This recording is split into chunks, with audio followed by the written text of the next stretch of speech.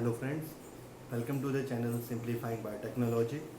आज का हमारा टॉपिक है डीएनए मैनिपुलेटिव एंजाइम्स, यानी कि वो सारे एंजाइम्स जो कि मॉलिक्यूलर बायोलॉजी में यूज़ किए जाते हैं डीएनए को मैनिपुलेट करने के लिए या मॉडिफाई करने के लिए। तो जो डीएनए मैनिपुलेटिव एंजाइम्स हैं इनको हम ब्रॉड कैटेगरी में डिवाइड कर सकते हैं into first category, that is the nucleus.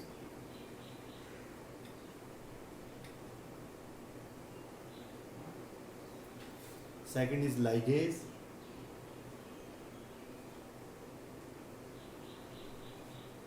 Third one is the polymerase.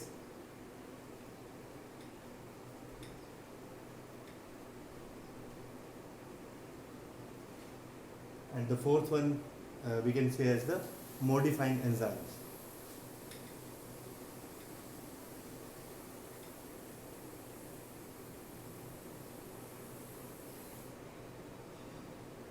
Okay, so the DNA manipulative enzymes in case of molecular biology can be categorized into nuclease, ligase, polymerase and the DNA modifying enzymes.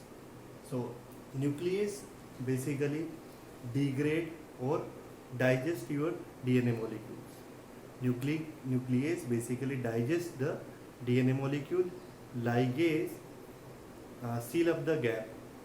That means it forms the phosphodiester bond, whereas nuclease breaks the phosphodiester bond. So nuclease causes digestion by breaking the phosphodiester bond, and ligase help in sealing of those gaps by formation of the phosphodiester bonds. Whereas polymerase are involved in the synthesis of the new strand, polymerase नया strand बनाएंगे, and the modifying enzymes either add or remove a certain chemical group. यानी कि modifying enzymes या तो किसी chemical group को add करवाते हैं या रिमूव करवाते हैं. So we are going to start with the nuclease. Nucleus, as I have told, that these are those enzymes which degrade or digest the DNA molecule. So these can be divided into either exonuclease or endonuclease.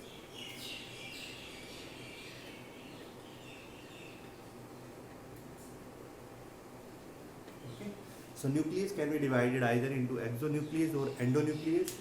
जो exonuclease होते हैं ये क्या करते हैं, they start digesting the DNA molecules from outside.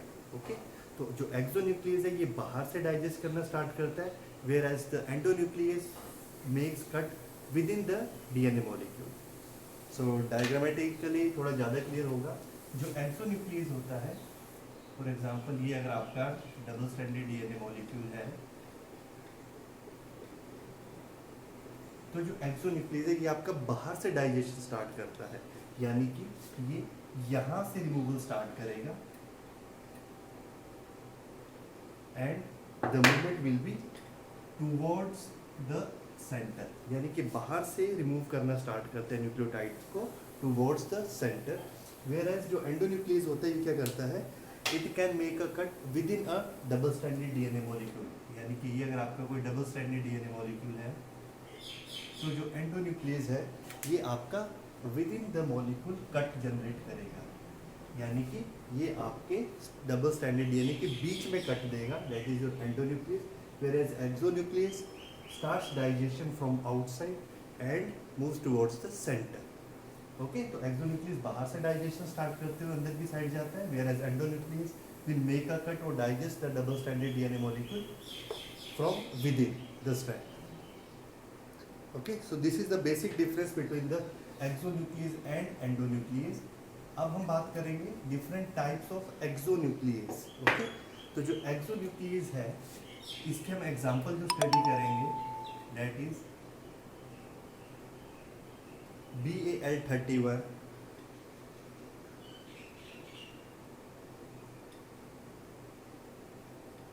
and exonuclease 3. Okay, These both are the example of exonuclease. तो जो BAL31 है ये क्या करता है,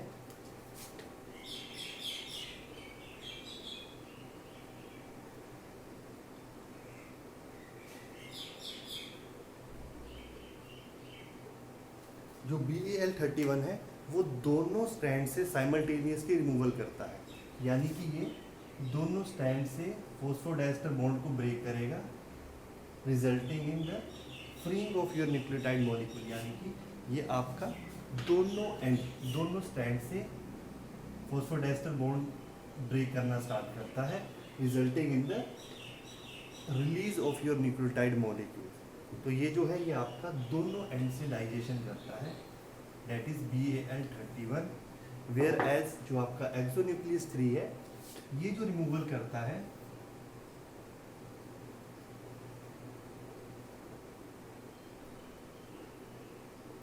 जो एक्सोन्यूक्लियस 3 है ये आपका सिर्फ 3 प्राइम एंड से ही रिमूवल करता है, यानी कि बोथ स्टैंड्स पे जो आपका 3 प्राइम एंड है सिर्फ वहीं से न्यूक्लियोटाइड का रिमूवल स्टार्ट करेगा, 5 प्राइम एंड से ये रिमूवल नहीं करता, यानी कि ये आपका इस पर्टिकुलर स्टैंड से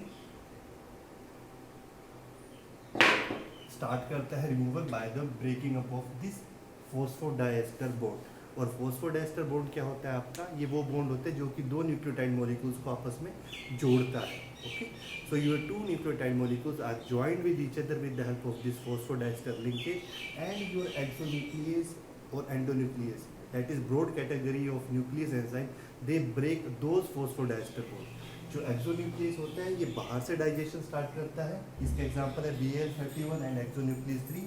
जो BAL31 है वो बोथ स्टैंड से रिमूवल करता है, जो एक्सोन्यूक्लियस 3 है वो सिर्फ 3 प्राइम एंड से ही न्यूक्लियोटाइड का रिमूवल स्टार्ट करता है, 5 प्राइम एंड पे नहीं डाइजेशन देता, that is your exonuclease 3। Okay, now coming to the endonuclease. तो जो एंडोन्यूक्लियस होते हैं ये क्या करते हैं, दे परफॉर्म अ डाइजेशन और cut within a DNA molecule.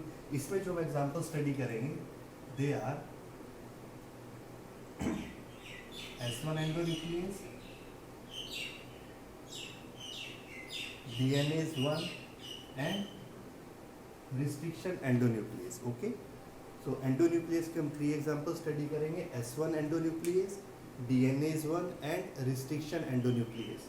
तो जो सबसे पहला है S1 एंडोन्यूक्लियस, ये सिर्फ सिंगल स्टैंडर्ड DNA में कट देगा with in the DNA molecule, यानी कि फॉर एग्जांपल ये अगर आपका कोई DNA मॉलिक्यूल है और ये आपके डिफरेंट बेसिस हैं, तो ये with in the stand cut देगा, लेकिन वो आपका सिर्फ सिंगल स्टैंडर्ड DNA होना चाहिए। ओके, सो S1 न्यूक्लियस और endonuclease is going to perform digestion within a single stranded DNA molecule. Okay, तो S1 न्यूक्लियस या तो इस तरह के DNA पैटर्न पे कट देगा, या फिर अगर आपके पास निक्स प्रेजेंट है, दैट इज मिसिंग बेस, अगर आपका बेस किसी पोजीशन पे मिस है उसे बोलते हैं निक्स। तो अगर आपके पास इस तरह का कोई डबल स्टैंडर्ड मॉलिक्यूल है,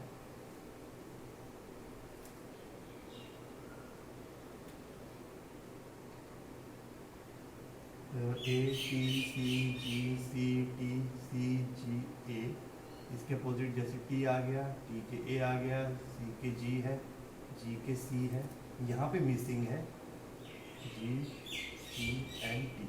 अब आपका ये जो पर्टिकुलर साइट दिख रही है, इस साइड में अपोजिट स्टैंड पे आपका बेस मिसिंग है, तो इस तरह की चीज़ को हम बोलते हैं that there are nicks missing base.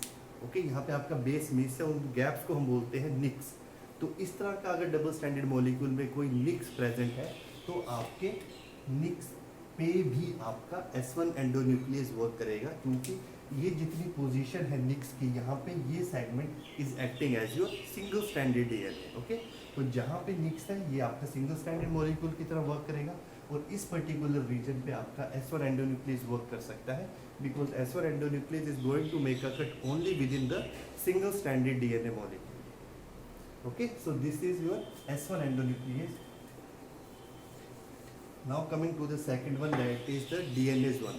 So DNase 1 is going to make a cut on both single stranded as well as double stranded DNA molecule.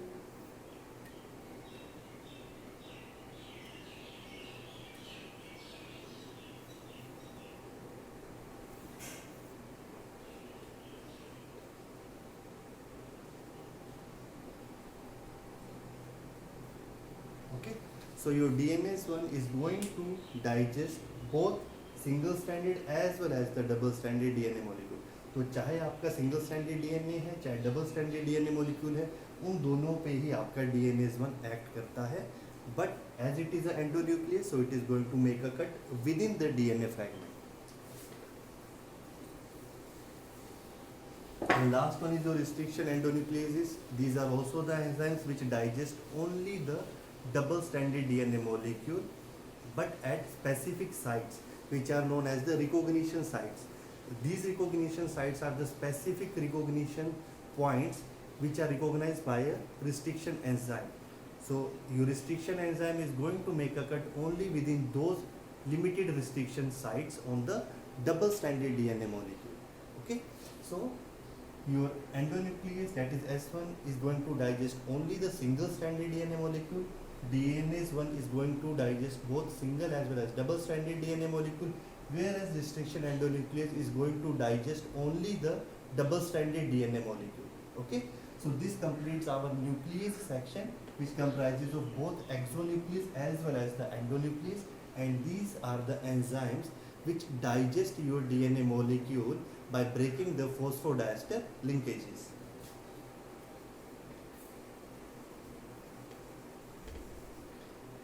Now coming to the second category, that is your ligase.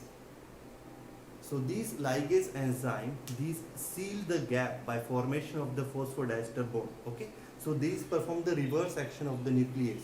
Nucleus क्या करता है, वो phosphodiester bond को break करता है, और जो ligase है ये आपका फोस्फोडाइस्टर बॉन्ड को सील करता है और फॉर्म करता है. Okay, so the ligase seals the gap by formation of your phosphodiester linkages. अब जैसे आपके पास ये मॉलिक्यूल है,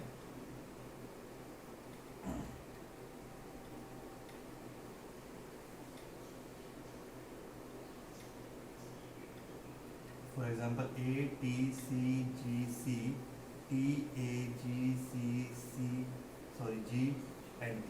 एक रफ मैंने आइडिया लिया. अब यहाँ पे क्या है, यहाँ पे दो बेसिस के बीच में फोस्फोडाइस्टर बॉन्ड मिसिंग है.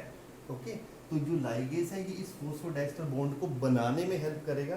That is it helps in the ceiling up of this gap. ये यहाँ पे फोस्फोडाइस्टर बॉन्ड बनाएगा और आपका ये जो गैप है इसको सील करेगा. ठीक है, यहाँ पे एक पॉइंट नोट करना कि अगर यहाँ पे कोई बेस मिसिंग होगा, फॉर एग्जाम्पल अगर यही सीक्वेंस लेता हूँ मैं ATCG, यहाँ पे C मिसिंग है, उसके बाद TACGGT,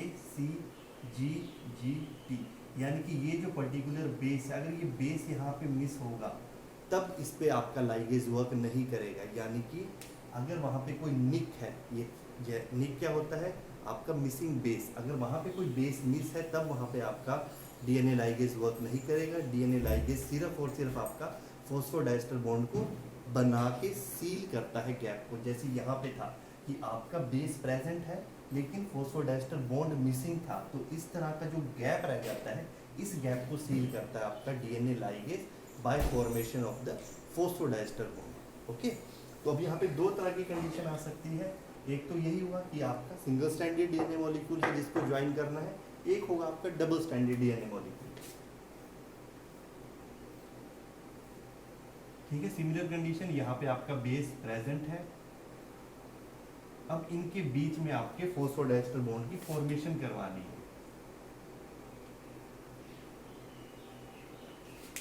okay, so your DNA ligase is responsible for the sealing up of gaps in both single stranded as well as the double stranded DNA molecule. यानी कि अगर आपके DNA molecule में कहीं गैप है, तो चाहे वो सिंगल स्ट्रैंडेड है चाहे डबल स्ट्रैंडेड DNA मॉलिक्यूल है, दोनों के केस में वो गैप फिल करने का काम आपका DNA लाइगेज करेगा. लेकिन अगर आप दोनों को सील करने का काम आपका DNA लाइगेज वर्क करेगा दोनों केस में, both sealing up of both single stranded as well as the double stranded DNA molecule. Okay, so DNA ligase seals the gap by the formation of your phosphodiester bond. और जो energy इसको मिलती है in order to form this phosphodiester bond, that energy is obtained either from the ATP और NAD. ठीक है, या NAD या ATP से एनर्जी मिलती है आपके लाइगेज एंजाइम को to seal these gaps. Okay, so this completes our ligase.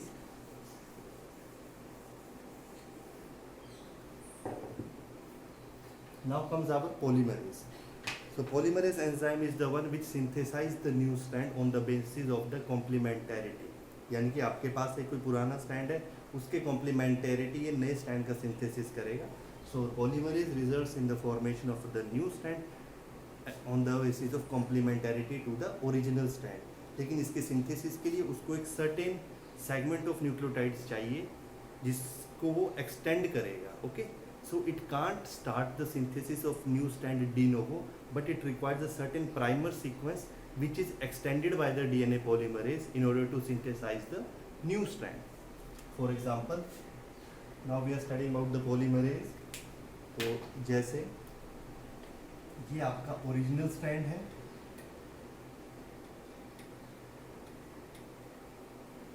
it required certain primer sequence. Okay, so this DNA polymerase requires a certain primer sequence which will be extended. Okay, so on the basis of this particular primer sequence, your DNA polymerase is going to synthesize the complementary strand. Clear? So now this DNA polymerase, what it will do, it will form the new strand which is complementarity to the original strand. Okay, so this will be the new strand which is formed on the basis of complementarity to the original strand. Now DNA types of DNA polymerase can be broadly classified as, for examples we can study. Example of DNA polymerase which we are going to study over here are DNA pol 1, that is DNA polymerase 1, Klinov fragment,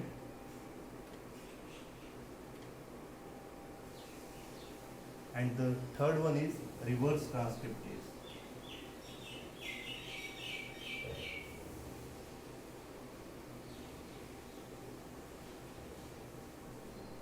Okay, DNA pol 1, Klinov fragment and reverse transcriptase. अब यहाँ पे आप एक difference note कीजिएगा कि जो DNA polymerase है, it contains both the polymerase as well as the nuclease function. ठीक है, अब अगर DNA polymerase को कहीं गैप फिल करना है, फॉर एग्जांपल ये कोई स्टैंड सीक्वेंस लिया मैंने, जस्ट रैंडम लिया है. ओके, तो अब यहाँ पे मान लो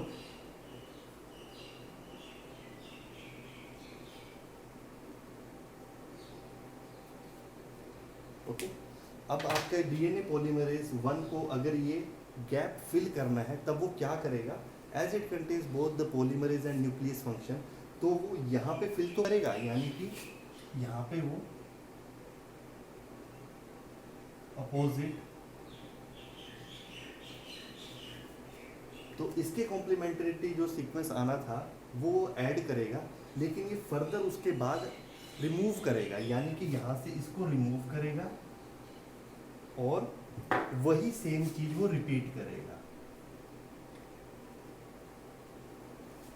ओके, तो उसने क्या किया, उसने जिस पोजीशन में आपको रिक्वायर्ड जगह थी, जिस पोजीशन में आपके पास गैप था और आपको उसको फिल करना था, वो उस पोजीशन को भी फिल करेगा और उसके फर्दर जो न्यूक्लियोटाइड्स प्रेजेंट है उसको रिमूव करके ऐड करेगा, बिकॉज इसके पास both polymerase activity as well as nuclease activity.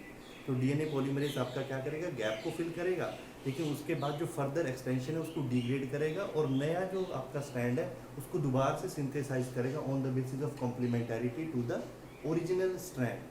तो डीएनए पॉलीमरेज 1 ऐसा काम इसलिए करता है क्योंकि इसके पास both polymerase as well as nuclease activity है. लेकिन अगर आप इस स्ट्रैंड को ध्यान से देखिए तो आपको यहाँ रिक्वायर्ड क्या था, सिर्फ पॉलीमरेज एक्टिविटी. तो डीएनए पॉलीमरेज में both nuclease as well as the polymerase activity is mediated by different genes. तो हम क्या करते हैं, हम जो जीन न्यूक्लियस एक्टिविटी वाले सेक्शन या सब यूनिट को कोड करती है हम उसको रिमूव कर देते हैं, which means DNA polymerase 1 which is having only the polymerase activity and the disrupted nuclease activity, that is your Klinov fragment. हम DNA polymerase 1 से जो न्यूक्लियस एक्टिविटी वाला सेक्शन है या जो सब यूनिट न्यूक्लियस एक्टिविटी को कोड करती है हम उसको रिमूव कर देते हैं. अब जो आपके पास DNA polymerase 1 बचता है उसको हम Klinov fragment बोलते हैं, because it is having only your polymerase activity and no nuclease activity. जैसे अगर मैं उसको स्टैंड के हिसाब से यहाँ पे शो करूँ,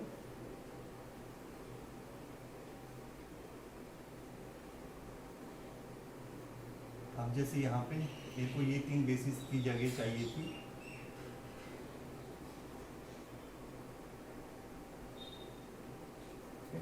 तो जो मेरा तीनों फ्रैगमेंट है वो क्या करेगा, वो सिर्फ इन बेसिस में जो मिसिंग जगह है यहाँ पे बेस ऐड करेगा, ठीक है।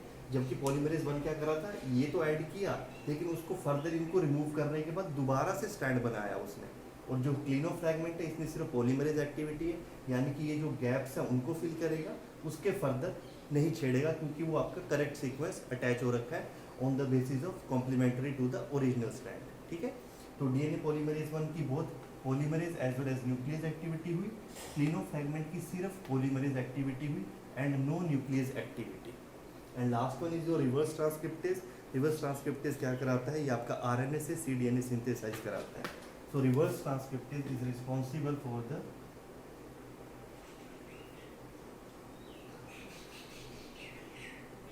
reverse transcriptase RT. Okay, so this reverse transcriptase is responsible for the synthesis of cDNA, that is complementary DNA, from your RNA sequence. So this completes the polymerase enzyme in which a new strand is synthesized on the basis of complementarity to the original strand. And now the last one is our modifying enzyme. As I have told that modifying enzymes are those enzymes which either add or remove a certain chemical group. Okay, either they add or remove a certain chemical group. So these modifying enzymes can be divided into alkaline phosphatase,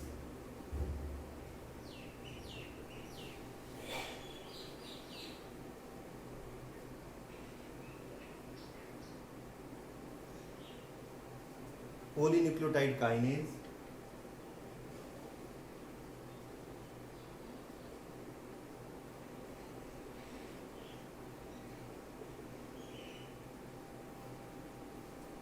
and terminal transferase.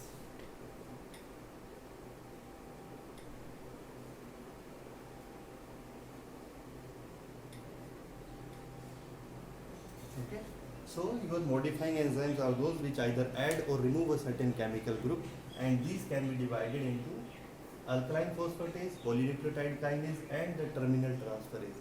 Or these are the main modifying enzymes which are used in molecular biology or your recombinant DNA technology. So what alkaline phosphatase do? Alkaline phosphatase, from the term it is clear, is that it is going to remove your phosphate group. So alkaline phosphatase is going to remove your phosphate group from the 5' end.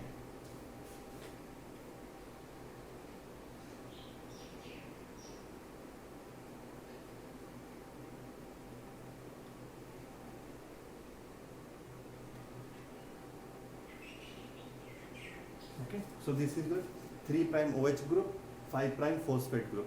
So alkaline phosphatase is going to remove the phosphate group from the 5' end.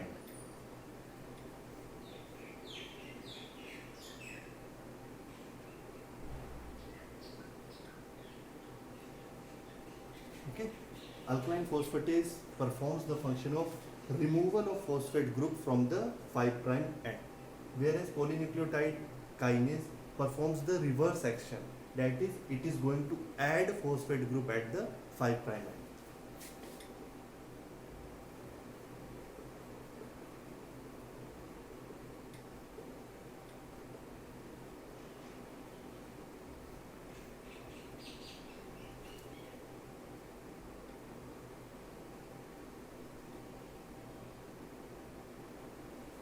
Okay, so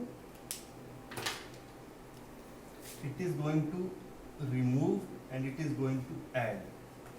So alkaline phosphatase remove the phosphate group from 5' end, whereas polynucleotide kinase add the phosphate group at the 5' end. So these are the two enzymes which performs either the addition or removal of the phosphate group from the 5' end. Now the last one is your terminal transferase. This enzyme adds the DNTP at the 3'. Okay, so terminal transferase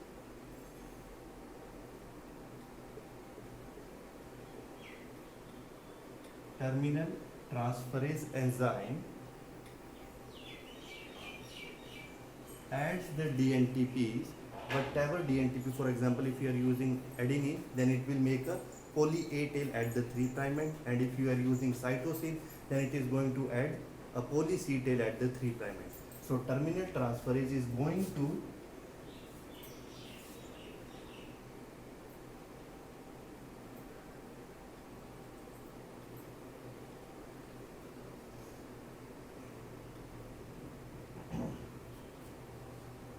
to add nucleotide or DNTPs at the 3' end. This is 5', this is 3', this is 5', this is 3'. So there will be the extension. Okay. For example, your new nucleotide will be added over this position. And let me make it more clear.